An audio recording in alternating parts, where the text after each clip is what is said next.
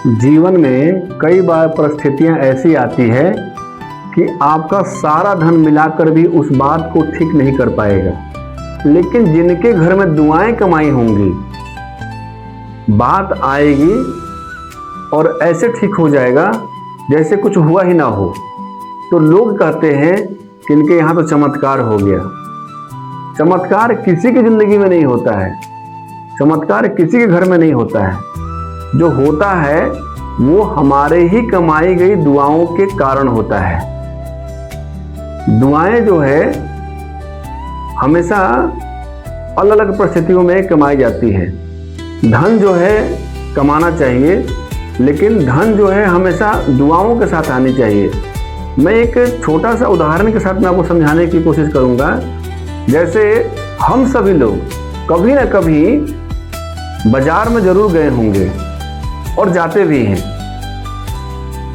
मैं आपको छोटा सा उदाहरण देकर ये बताने की कोशिश कर रहा हूँ कि दुआएं कैसे कमाई जाती है और किस परिस्थिति में दुआएं काम करती हैं। अगर मान लीजिए कि हम किसी सेब के दुकान पर गए सेब खरीदने के लिए, तो कभी कभी हम देखते हैं ना कि कोई सेब वाला जो है,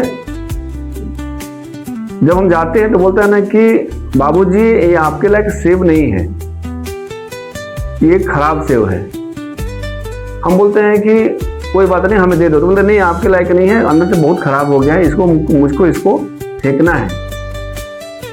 उस दिन उसने 1 रुपया नहीं कमाया, धन नहीं कमाई, लेकिन जब उसने ये बात हमारे जैसे लोगों से बोलता है तो हम एक बार पक्का सोचते हैं कि आज भी दुनिया में इंसानियत और ईमानदारी जिंदा है।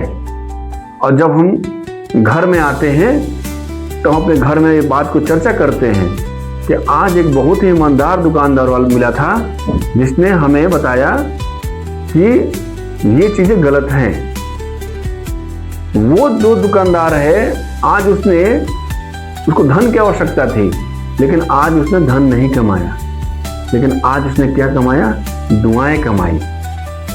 एक और दुकान पर हम जाते हैं, जो दुकानदार के पास हम जाते हैं, बोलते हैं कि ये सामान दे दो, वो 2 सामान सही देता है और 3 जो सामान है वो उलट फेर करके गलत तरीके से हमारे झोली में डाल देता है और दाम भी ज्यादा बताता है।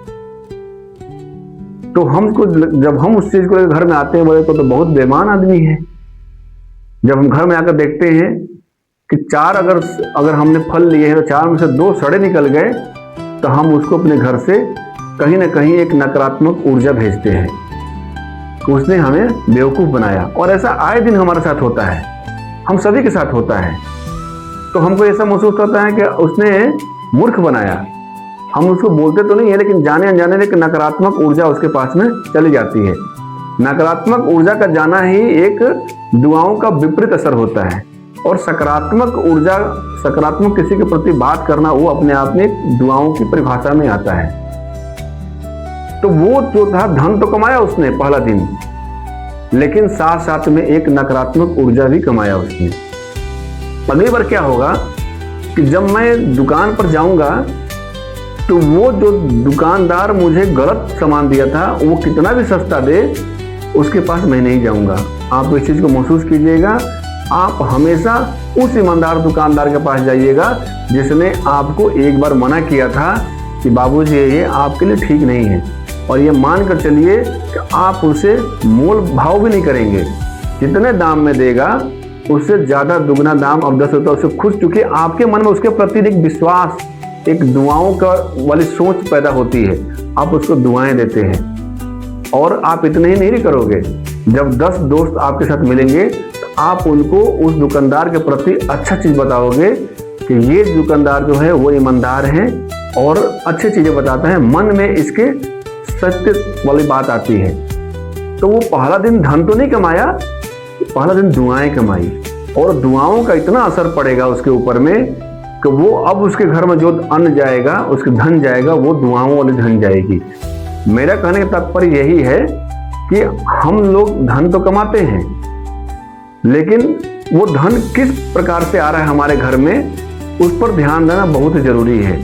हमेशा याद रखिए, गलत तरीका से आया हुआ धन गलत तरीका से वापस जाएगा ही, और सबसे और दुआओं से आया हुआ धन हमारे घर में बढ़ोतरी करता है।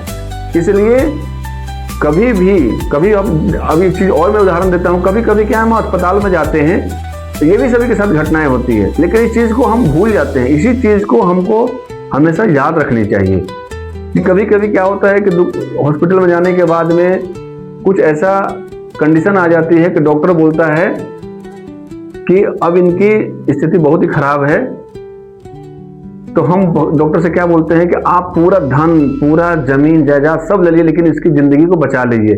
लेकिन डॉक्टर उस समय क्या बोलता है कि मैं कुछ नहीं कर सकता, यहाँ पैसा काम नहीं करेगी, यहाँ दुआएं काम करेगी। आप भगवान से मनाइए, शायद किसी की दुआ लग जाए, इसकी ज़िंदगी बच जाए।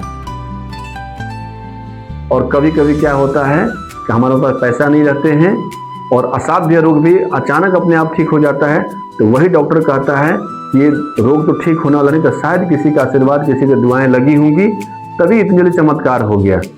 तो मैं बताने की कोशिश कर रहा हूँ कि धन से ज़्यादा दुआएं कमाइए। दुआओं का से घर में पैसा आना चाहिए। हमारे घर में जो भी अन्न आए वो दुआओं वाले अन्न आए, दुआओं वाला धन आए। हमारी सोच जो है कभी भी नकारात्मक नहीं होनी चाहिए, किसी के प्रति हमेशा सकारात्मक होनी चाहिए। तो ऐसे वीडियो के साथ में मैं आपके साथ में हमेशा आता रहूँगा। हमारे लिए अगर कोई आपके पास में कोई प्रश्न है तो आप मुझे कमेंट बॉक्स में डाल सकते हैं, और ऐसे ही मार्गदर्शन वाली चीज़ें मैं आपके साथ में लाऊं। इसके लिए आप मेरे चैनल को लाइक, शेयर और सब्सक्राइब करते रहिए, ताकि महत्वपूर्ण चीज़ें आपके साथ में मैं लाता रह सकूं। धन्यवाद।